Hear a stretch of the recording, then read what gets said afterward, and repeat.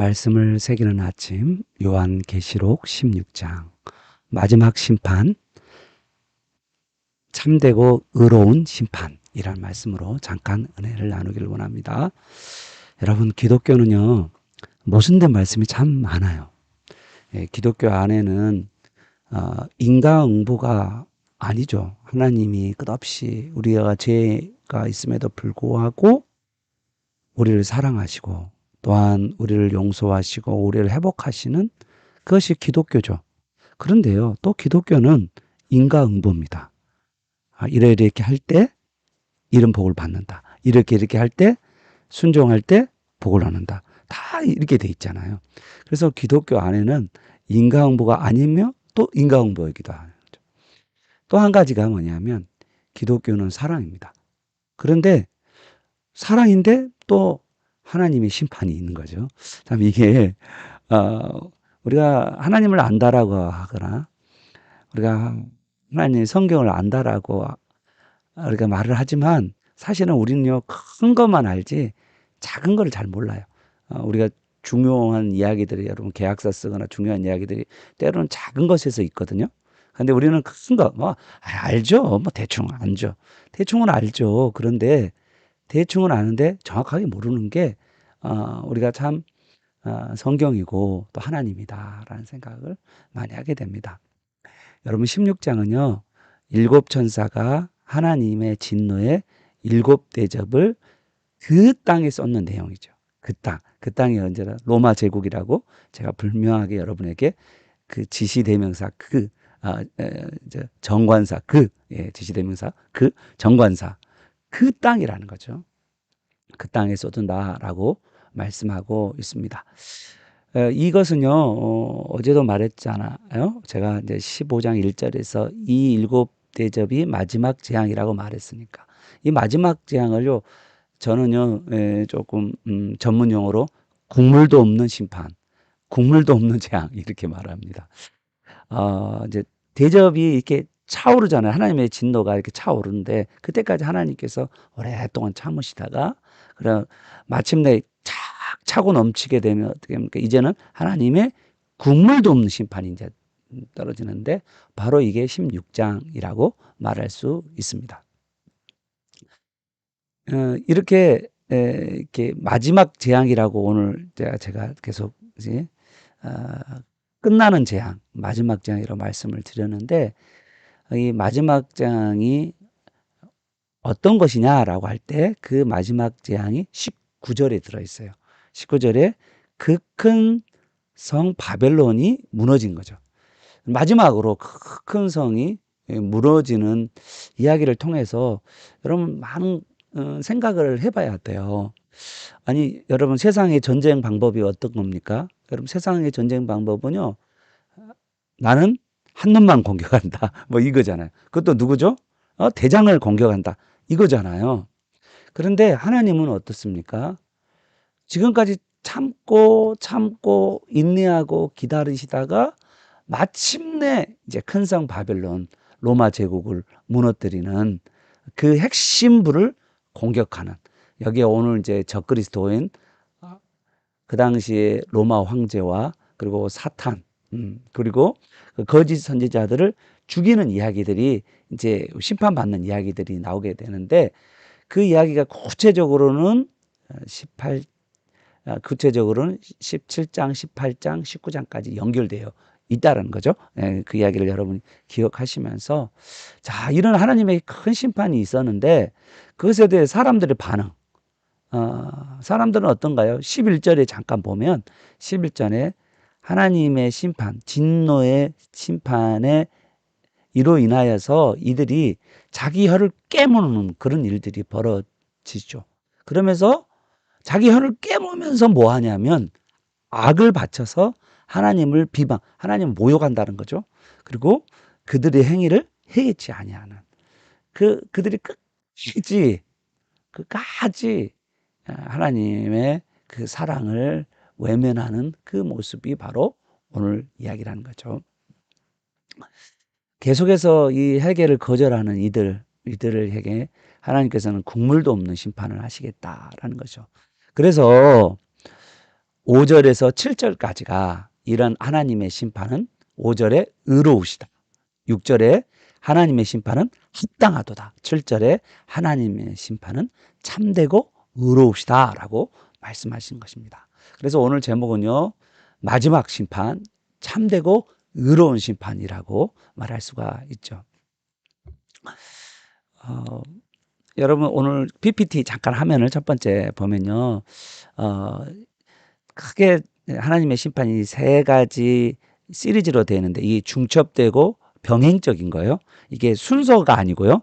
이걸 순서로 말하시는 분들이 계세요. 유튜브에도 계속 그런 분들이 나오는데 순서를 말하는 게 아니고 이게 중첩되고 병렬적인 동시적인 심판이라는 것을 여러분 꼭 염두에 두지 않으면 여러분 크게 오해를 하게 됩니다. 요한계시록을 순서로 보고 미래로 보면 해석이요 상당히 이상해져요. 그래서 요한계시록을 순서로 보지 않고 병렬적이고 그리고 중첩적이고 그렇게 보셔야 됩니다. 첫 번째 나팔 그리고 우리가 첫 번째가 인이죠. 인을 떼면서 나오는 심판이었죠. 인을 떼면서 나오는 심판, 나팔을 불면서 나오는 나팔 심판. 그리고 이 여러분 인 심판에서 첫 번째 네 가지 인 심판에는 인간 파괴에 대한 인간에 대한 심판이 나오고요. 여러분 또 일곱 개의 나팔 심판에서의 첫 번째부터 네 번째 심판은 자연 파괴.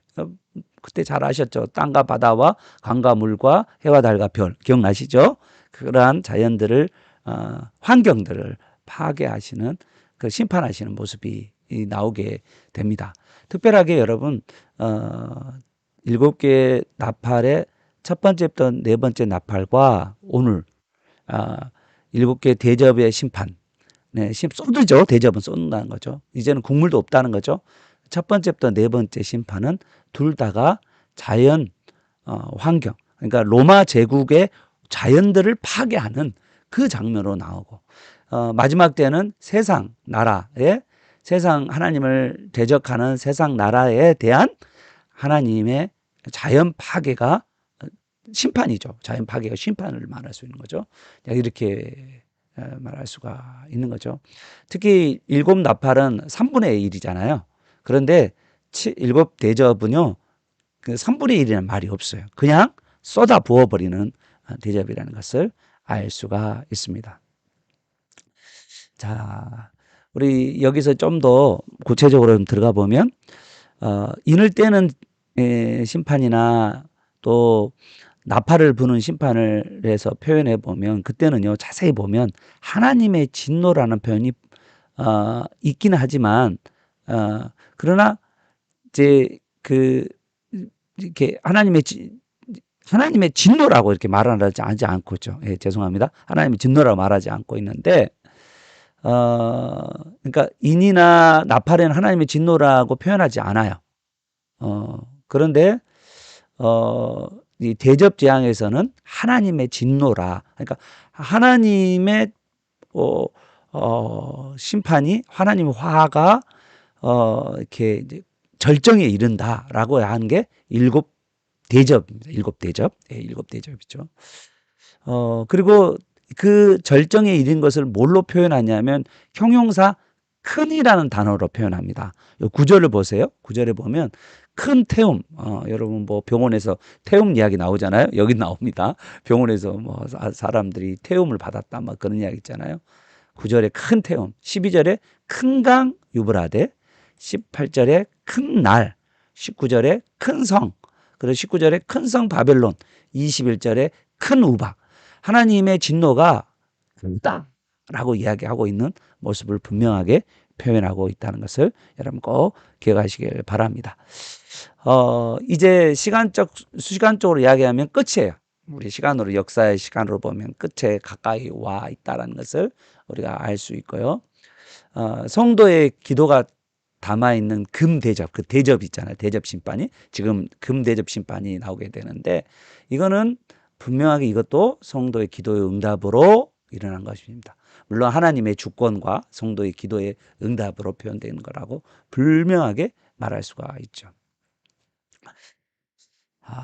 이제 이 역사의 전체를 한번 뚫어보면 우리 요한계시록이 하나님의 심판 시리즈를 보면 우리 예수님께서 심판의 봉인 그 편지 두루마리 성경의 그 책을 열고 이제 하나님의 구원에 대한 이야기를 하시면서 그 성경 안에 그 책 안에는 하나님의 구원 계획에 대한 이야기, 그리고 예수 그리스도에 대한 십자가와 구원과 그리고 다시 오실 것에 대한 이야기들이 딱 기록된 책이라면 거기에 봉인된 7개가 딱 하나씩 하나씩 띄면서 하나님의 심판이 이렇게 내린 것을 보면서 이 봉인을 뗀다는 말은 하나님의 심판이 사실임을 공개하는 거예요. 딱딱 떼면서 공개하는 거라면 나팔을 불면서는 이 세상에 이제는 하나님의 심판이 시작되었다라는 것을 알리는 거죠. 그리고 금 대접은 이 지구 전체, 그렇죠? 이 지구 전체에 하나님께서 이제 마지막 때는 그런 심판을 내릴 거고 1세기 당시는 1세기 말에는 로마 땅 전체의 자연에 그리고 로마 땅의 황제와 로마 땅에 그 아부했던 많은 거짓 선지자들을 하나님 그리고 거기에 그 뒤에서 조종했던 사탄을 심판하는 그 장면이라는 것을 이렇게 우리가 같이 오버랩해서 1세기 말과 앞으로 주님 재림하기 전에 그런 일들이 양쪽으로 그리고 재림 전뿐만 아니라 여러분 초림부터 재림 사이에 2000년의 기간이 다 하나님의 심판 중에 있다는 것을 여러분 기억하셔요. 그래서 이 초림부터 재림의 이 종말의 기간에 하나님의 구원과 심판이 같이 벌어지는 사건인데 특별하게 이번에는 구원 사건이 아닌 심판의 사건을 지금 동시적 사건을 심판의 중심을 두어서 설명하고 있다. 말씀하고 있다는 것을 여러분 꼭 염두에 두면서 보시기를 바랍니다. 그러므로 이 심판은 누구에게 해당될까요? 예, 우리 분명하게 말씀하는데 짐승의 표를 받는 사람들, 우상에 숭배하는 자들이라고 우리 분명하게 성경에도 우리 2절에서 말씀하고 있는 거죠. 이 이야기가 계속해서 이어져 갑니다. 자, 그러면 첫 번째 대접. 자, 첫 번째 대접, 금대접에 땅에 쏟아지는데 어디에다 쏟아진다고요? 땅. 예. 그게 2절을 보십시오. 2절에 화면을 보시면 2절에 쫙 쏟아지면 어떤 일이 벌어지는지에 대해서 말씀하고 있는데 먼저 이 땅이라고 할 때 그 땅은 그 땅이죠. 그 땅. 여러분 그 땅이라고 그랬죠. 로마 제국. 1세기 말에 로마 제국. 그리고 그 이후로 로마 제가 멸망한 다음에 그 이후로 이 세상 하나님을 대적하는 이 세상의 땅, 이 땅에 대해서 쏟을 것인데 이 소돔은요 어떤 재앙이냐면 어떤 심판이냐면 독종 심판. 출애굽 시대 사람에게 독종이 왔잖아요. 그러니까 똑같은 악하고 독한 종기가 나는 사람에게 오는 거예요. 누구죠? 짐승의 표를 받는 사람들, 우상에 경배하는 자들. 그들에게 내리는데 그 재앙의 결과 사람들에게 악하고 독한 종기가 나서 얼마나 힘들겠어요. 이거는 뭐냐면 죄로 인한 정신적인 문제들이 일어날 수밖에 없다라는 이야기를 하고 있는 거죠. 이런 일들이 사람들에게 자신의 죄로 말미암아 하나님의 심판인 고통이 그들에게 내릴 수밖에 없다. 자, 두 번째 대접을 어디다 쏟습니까? 장소 어디요? 바다에 쏟습니다. 그런데 어떤 일이 일어나죠? 3절입니다. 3절을 보시면 여러분 바다는 로마 제국에는요. 로마 제국은 한마디로 이야기하면 바다와 강을 중심으로 이루어져요. 그래서 로마 함대 군대 중에 로마 함대 군대가 엄청 강한 군대거든요. 그래서 이 지중해 중심의 주변에 있는 나라들이 다 로마의 이제 속국이 되는데 그때 로마의 속국이었던 나라들이 반란을 일으키면 어떻게 될까요? 바로 이 로마 함대가 그 지역에 있는 함대가 바로 가서 타격을 합니다. 그러니까 얼마나 무서운 게 바로 근데 이 지중해의 바다를 전체를 다스리는 사람이 누구냐면 로마 황제예요. 로마 황제. 그러므로 최고 바다에서 나온 짐승 같은 존재는 바로 그 당시 로마 황제 적그리스도라고 말할 수가 있는 거죠. 그리고 강을 통해서도 또 많은 또 사람들이 또 들어갈 수가 있는 거잖아요, 전쟁에. 그렇기 때문에 이 하나님께서 바다를 먼저 가장 강력한 로마 함대 이 바다에 대한 심판이라고 분명히 말할 수 있죠. 자, 어떤 재앙이냐면 바다가 죽은 자의 피와 같은 재앙. 그렇죠? 출애굽 당시에는 이걸 뭐라고 그랬죠? 예, 출애굽 당시 나일강에 무슨 재앙이 있었죠? 피재앙. 우리 첫 번째 대항에서도 첫 번째 대접에서도 이 독종 재앙은 출애굽 당시에 독종이 있었잖아요. 그와 똑같이 지금 출애굽 당시 이집트를 심판하신 하나님이 1세기 말에는 로마 제국을 심판하고 계시는 그 모습으로 말씀하고 있는 거죠. 그리고 재앙의 대상은 짐승의 표를 받는 사람, 그 우상에 경배하는 자라라고 말할 수가 있습니다. 재앙의 결과 바다 가운데 있는 모든 생물들이 다 죽게 되는 그런 일들이 일어나게 되는 거죠. 자, 이런 피재앙으로 말미암아 바다에 살 수 없는 이제 그 로마 제국의 해산의 모든 것들이 다 이제 무용지물이 되어버리는 그런 일들이 벌어지는 거죠.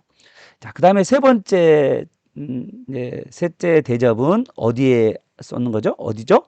예, 우리 4절에 보니까 강과 물, 근원에 쏟는 거죠. 강과 물에 쏟는 건데, 그 재앙으로 인해서 물이 피가 돼요. 물을 마실 수가 없는 이제 그런 상황들이 사람들이 이제, 바다에서는 쓸 수가 없고, 어떤 용도로서 쓸 수가 없고, 그 다음에, 육지에 있는 강이나 또 물은 또 마실 수가 없고, 그런 재앙들이 그 재앙의 대상이 짐승의 표를 받는 사람, 우상에 경배하는 사람이고 그 재앙의 결과로 피를 마시게 되고 이렇게 된 이야기를 하고 있는 거죠. 그러면서 5절에 보면 하나님의 심판은 의로우시다 이렇게 말씀하고 있는 것입니다. 이제 네 번째 심판을 네 번째 대접 심판을 보게 되는데 어디에다 쏟는 거죠? 우리 8절을 보시면 8절에 해에다가 쏟는 것입니다. 해가 권세를 받아서 불로 사람을 태워. 이 사람들이 누굴까요? 이 태움을 받는 사람이 누군가요? 예, 병원 간호사가 아니에요. 예, 여기는요 짐승의 표를 받는 사람들, 우상에 경배하는 사람들이라고 분명하게 말씀을 드릴 수가 있습니다. 이 불로 태움을 받는다는 것은 뜨거운 열병일 수도 있고요. 또는 기근과 가뭄일 수도 있습니다. 사람에게 그런 일들이 벌어지게 되죠. 그러니까 여기 태움이 8절에서 큰 태움이 되잖아요. 하나님의 심판이 얼마나 크고 강력한지를 말씀하고 있죠. 근데 이 9절에 대해 이 태움을 받는 이들에 대한 재앙을 받는 사람들의 태도가 어떻게 되죠? 하나님을 9절에 보면 회개하지 하나님 향하여서 회개하지도 않고 하나님께 영광을 돌리지 않는 그 아주 악에 박혀 있는 그들의 모습을 보게 돼. 끝까지 하나님께로 돌아오지 않는 그의 모습으로 나오게 되는 거죠. 다섯째 대접은 어디에다 쏟냐면 10절에 보니까 10절에는 짐승의 왕자에 쏟습니다. 여러분 짐승은 무슨 짐승이죠? 바다에서 올라온 짐승이죠. 바다에서 올라온 중에 뭐요? 1세기 말에는 로마 함대라고 말할 수 있죠. 로마 함대의 최고 대장이 누구죠? 예, 네로. 네로가 아니죠? 그 당시에는 도미티안 황제. 예, 그렇죠. 그래서 뭐 로마 시대 때 여러 황제들이 그런 아주 짐승 같은 일들을 저질렀잖아요. 그래서 짐승의 보좌는 바로 로마 황제의 왕자다라고 말할 수가 있습니다. 그들에게 어떤 재앙이 내려져 10절을 보니까 흑암, 그죠? 흑암 재앙이. 애굽에서도 무슨 재앙이 내렸죠? 흑암 재앙이 9번째 흑암 재앙이 있었잖아요. 그 똑같은 재앙이 내리게 되는 거죠.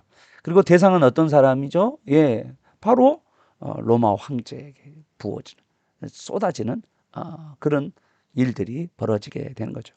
지금 점점점 이 권세자에게 이제는 막 가게 됩니다. 재앙의 결과 이 짐승의 나라가 어둠의 나라로 바뀌게 되고 10절을 보니까 사람들이 자기 혀를 깨물고 고통하면서도 11절 여전히 뭐하지 않죠? 여전히 회개치 않는 그들의 모습. 하나님께서 이렇게 계속해서 자연을 통해서 우리에게 회개하기를 돌아오기를 말하시는데 그들이 끝까지 하나님을 대적하고 하나님 원망하고 회개하지 않은 그 모습이 그대로 나와 있는 모습이죠.